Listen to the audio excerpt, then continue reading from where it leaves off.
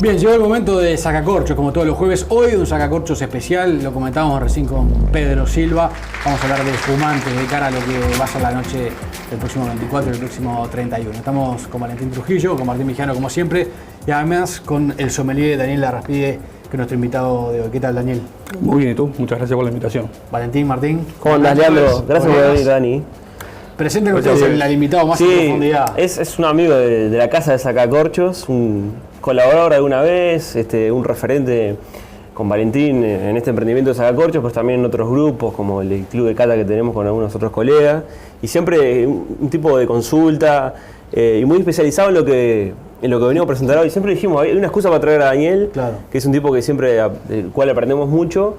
Y cuando dijimos, se planteó la idea de hacer el último espacio de sacacorcho del año con espumante, el clic vino enseguida porque Daniel es un apasionado de los espumantes y dedica mucho tiempo a explorar sobre ellos y ha investigado, viaja y prueba mucha cosa y sabe mucho de espumantes, más allá de lo que los bodegueros o los productores nos trasladan siempre, ¿no? Hemos tenido una relación de ida y vuelta, hemos participado en algunas catas, ¿no?, para guías que ha hecho Daniel, hemos participado en actividades juntos, cuestiones también con Rodney Chacón, ¿no?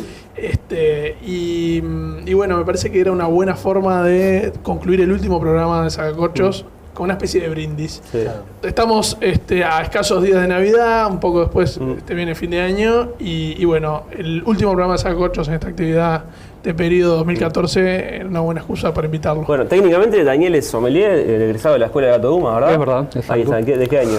Año 2006. Ahí está, y desde ahí hace un tiempito. Trabajo profesional de sommelería, pero también en la comunicación, ¿no? Porque tenés un portal, contanos un poquito. Exactamente. Más que nada, justamente yo el trabajo en sommelería, pero enfocado por ese lado, por el lado de la comunicación, ¿no?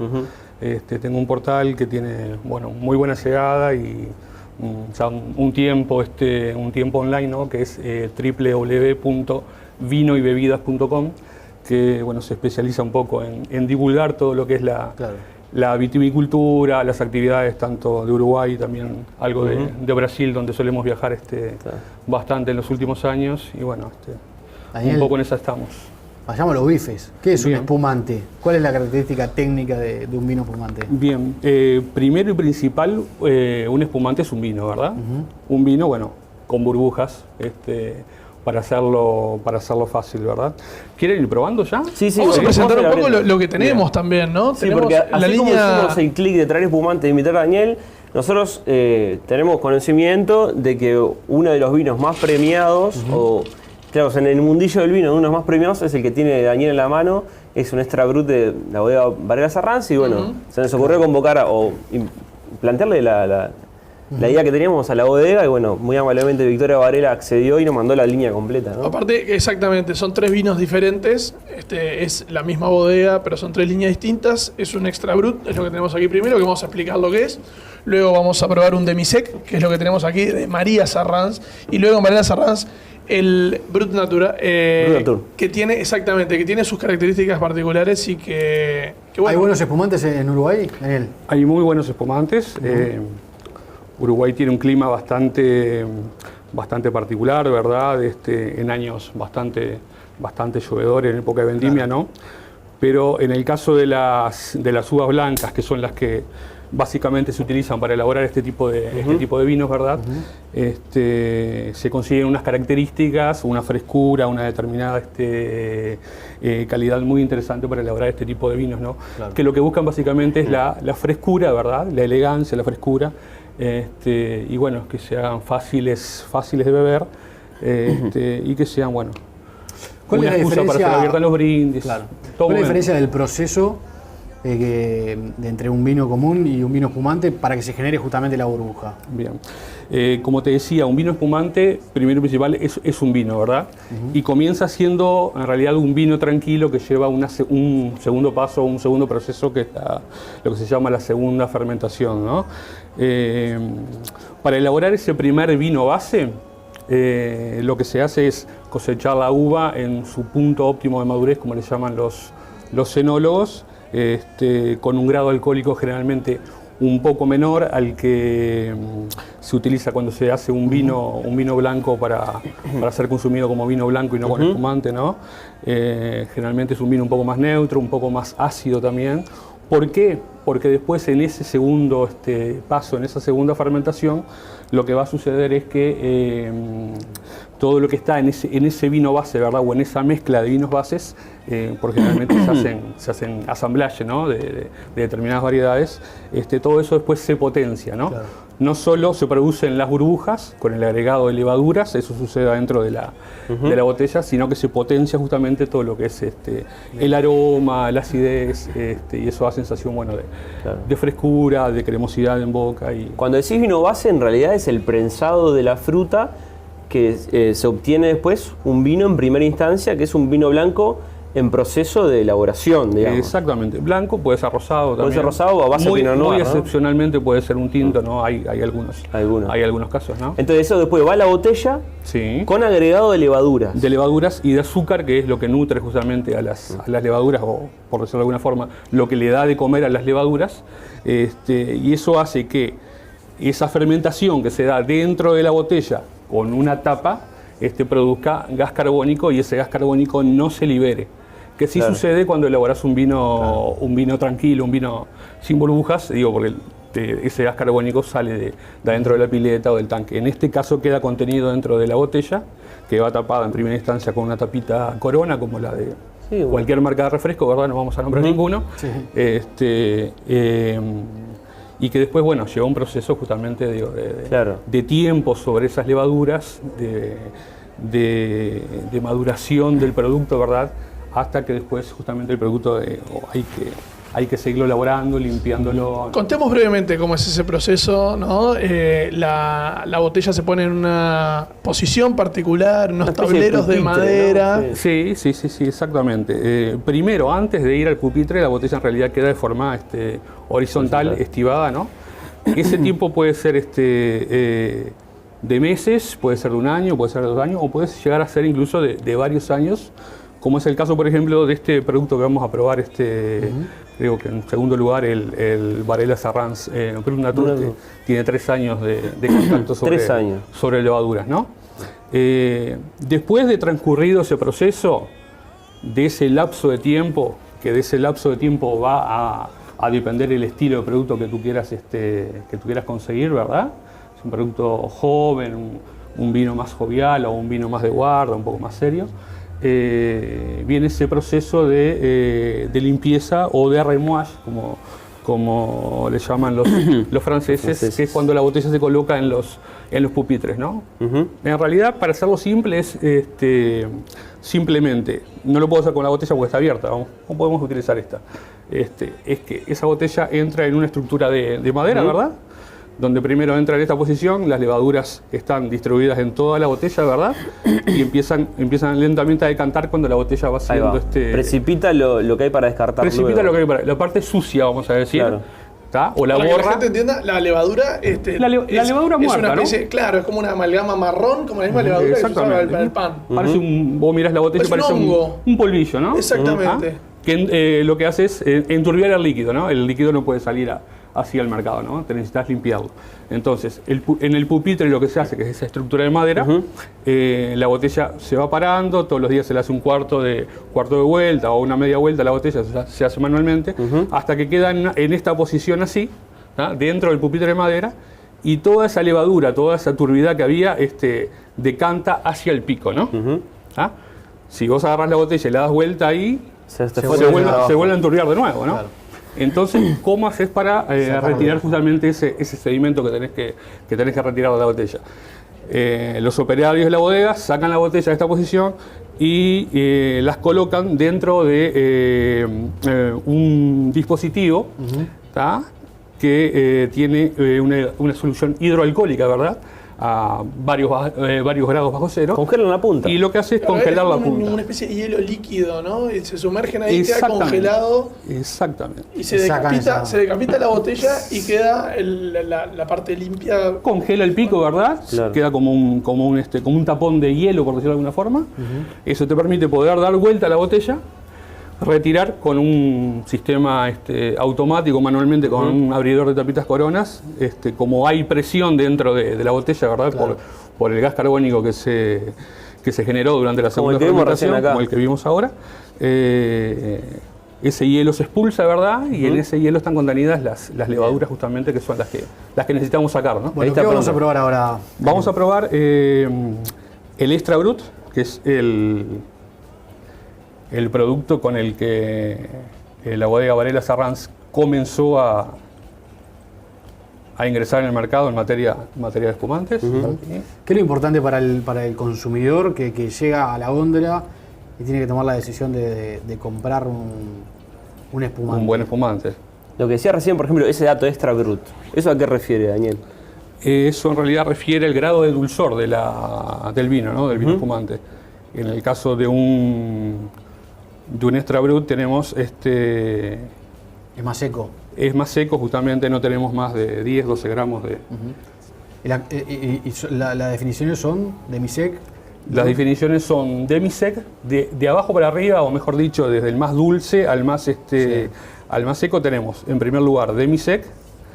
En segundo lugar tenemos Brut, Extra Brut, y abajo de todo, que es el que prácticamente no tiene nada de azúcar, es el Brut Natur, o Natur simplemente. Acá tenemos 3 de esos, por ejemplo. Acá tenemos 3. Este que vamos a probar ahora en primera instancia es el Extra Brut. Después vamos a pasar para el Brut Natur. Y para el último, como es un poquito más dulce, vamos a estar degustando Desde el punto de vista, demisec. perdón, desde el punto de vista del color, para el que lo ve, esto se parece a un Chardonnay, por ejemplo, porque seguramente sea alguna de las cepas utilizadas. En realidad, en el caso de este espumante, es una mezcla así de Chardonnay con Viognier. Es fundamental que tenga burbuja, que cuando uno lo sirve se vea la burbuja. Eso es uno de los factores que hablan inclusive de la calidad de un vino espumante. Una burbuja pequeña y constante. ¿No? Perlaje, ¿no? El término técnico. El perlage, justamente, que es Tú lo acabas de sacar de continuidad. un balde con hielo, la temperatura también es fundamental. Es importante, tiene que estar a 5 grados, 6, 7 grados a lo sumo, pero no más de eso. De hecho, vamos a colocar el siguiente aquí mientras vamos. Lo que decía Valentín está bueno porque, si bien, como decíamos, es un vino y por lo tanto se aplican los pasos de la cata que nosotros venimos aprendiendo, venimos tratando de transmitir, es decir, la vista, el olfato, el gusto. No hay un misterio para degustar los espumantes, pero sí está bueno tener en cuenta eso, que a la vista se aportan muchas más cosas, como eso. Primero y principal hay que tener a temperatura el vino, pero después una copa adecuada, porque trajimos acá las copas flauta, que se le llama popularmente, que le permite al vino tener un punto de partida y una trayectoria para la burbuja. Porque si lo ponemos en una copa de tinto, por ejemplo, la trayectoria va a ser, no va a ser la adecuada y no te va a poder permitir ver esa trayectoria de burbuja pequeña, de hacer la línea constante y permanente, ¿no? Que engloba toda visualmente la calidad del producto. Yo no sé si ustedes se acuerdan, yo soy un poco mayor que vos. 5 años más. Más o menos. Antiguamente se bebía normalmente espumante en unas copas que eran bastante más grandes y bastante más abiertas. Claro. Inclusive la gente lo solía agarrar así, de esta forma, ¿verdad? Chatas. Y en realidad, terminaban calentando el espumante. Sí, no solo eso, sino que no apreciaba justamente eso lindo que tiene de apreciar el espumante, que es ese collar de burbujas, ¿no? Y en general ¿tiene un aroma frutal o no necesariamente? Sí, en el caso de este espumante en particular encontrás muchos aromas, mucho perfume a fruta blanca, duraznos, ciruelas, ¿verdad? Con algunos toques cítricos inclusive también, ¿no? Toques cítricos, sí. Y después, algo de cáscara de limón. Claro, esto está determinado también por la cepa que... Por la cepa por la variedad usa, sí. y por el estilo del espumante, ¿no? Estamos frente a un espumante de un estilo joven, jovial, festivo, ¿verdad? Bastante diferente al que vamos a probar en segunda instancia, que es un espumante un poco más maduro, ¿no? En la boca, para transmitir, ¿no? No brindamos, Está bueno. Muy didáctico. No, en la boca para transmitir y parar piques para ir viendo a la gente que le puede interesar probar o alguno similar. Cosas que se aprecian, por ejemplo, ¿no?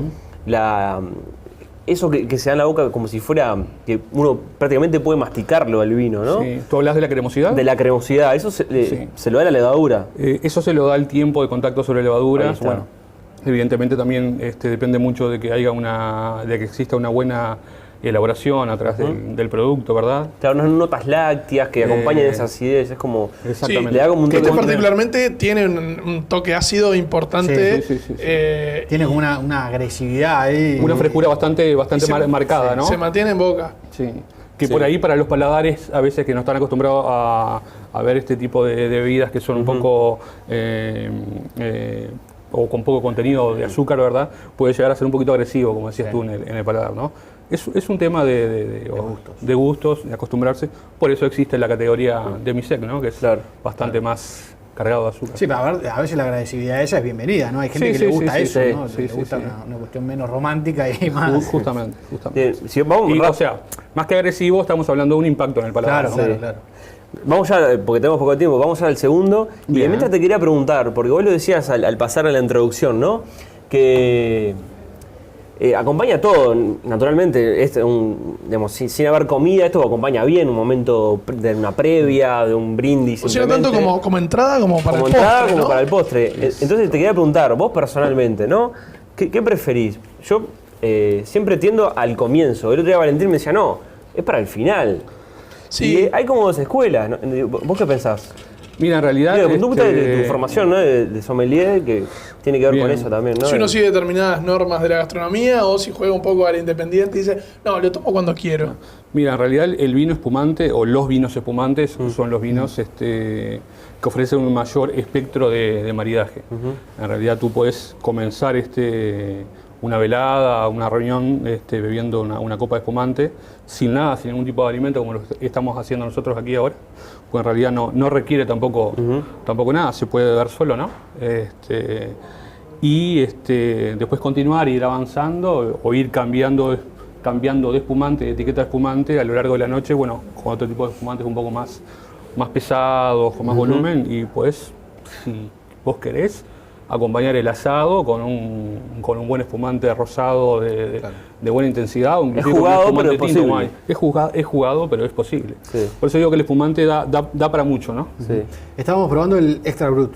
Estamos probando el Extra Brut. Y esa botella que tenés ahí es el Brut Natur, es este otro. Ese es el más seco de todos. Este en realidad es el más seco de todos, pero tiene la particularidad también de que es el espumante que tiene más tiempo sobre borras, ¿no? Ajá. En este caso estamos hablando de 36 meses. 36 meses. Sí, o 3 añitos ahí esperando para ir al proceso del pupitre que decía Daniel, ¿no? Eso, ahora vamos a probarlo, pero de pronto le puede aportar más en el sentido de No lo vamos que a tener percibía copa yo. para probarlo, Martín. No, pero podemos descartar acá, eso. Sí. Por favor. ¿Ah, sí? Estamos Sí, entrando. bueno. esto es una muestra y hay que... Estábamos todos preocupados por... Atrás de cámara Hay gente que se lamenta, pero Hay gente Hay del gente otro lado alrededor que aquí claro, que- de- hay que dejar claro que el balde va a ser usado después. Después. Puede No, ser yo como usado. Igual le ingeniero estaba guardamos un pensando poquito cómo con la íbamos a botella, hacer para probar el otro, ¿no? Porque dije, nos tendremos que tomar el resto de la copa, pero no era necesario. También es cierto que ahora Daniel está conteniendo la potencia del corcho. Es parte del asunto, y esto está bueno contarlo porque hay algunas bodegas donde se utiliza. Muchas veces la forma de abrir es un poco más romántica, es con un sable.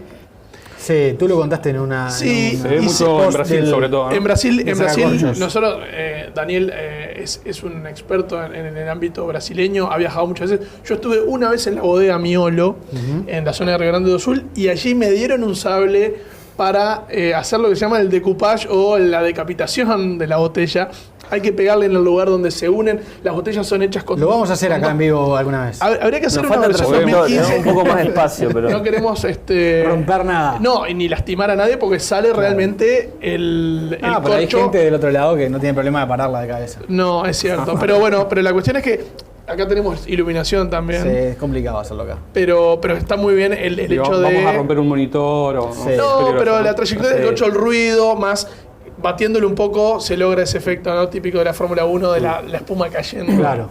No sé qué pensás vos, Daniel, pero ya en el primer impacto de nariz se da la diferencia de la apuesta que hay, ¿no? El primero era más joven, tenía toda esa vivacidad frutal, Exacto. y esto está como más contenido y tiene como otra complejidad, otra sutileza. La ¿no? palabra en realidad sería un espumante, o la definición sería un espumante más maduro, ¿no? Más maduro, exactamente. El color incluso no es un poquito más Sí, dorado, es un poquito el otro más era dorado, más verdoso. más amarillo, ¿no?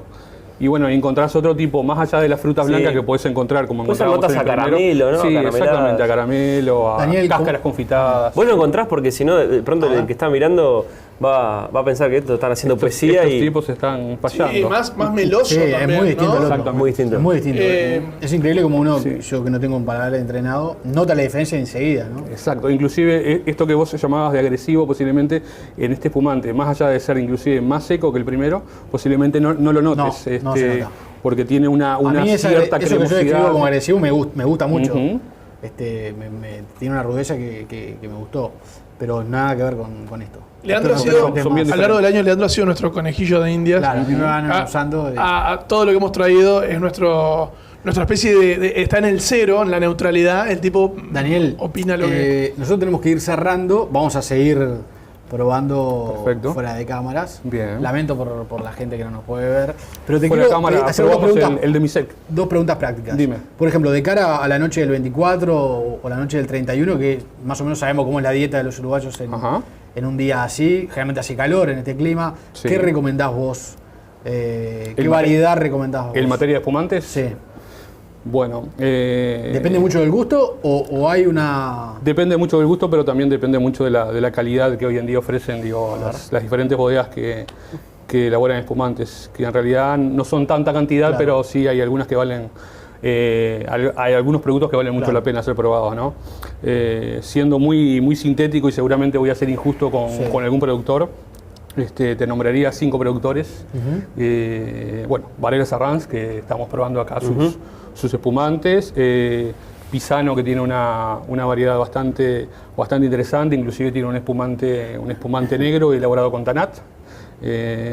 Para quien gusta del lechón asado, que es algo bastante común Sí, en esta época. de comer en esta época del año, tanto en Navidad como fin de año, Es un buen- es un muy buen maridaje, excelente maridaje. Después, Pisorno es otro productor que hace muy buenos espumantes también, inclusive tiene algún espumante rosado muy interesante.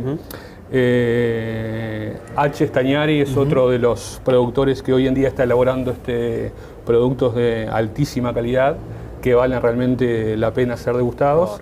Y finalizaría con Irurtia, que Bien. tiene un espumante natural también con base chardonnay, muy fresco, muy aromático, muy fácil de beber, que ideal para esta época del año. Y como dato práctico, por ejemplo, ¿qué valor tiene esa botella de Extra Brut? Aquí estamos aproximadamente, el primero que degustamos, al igual que el de Misec, en el orden de los 300, 320 pesos, dependiendo un poco del lugar donde lo compres.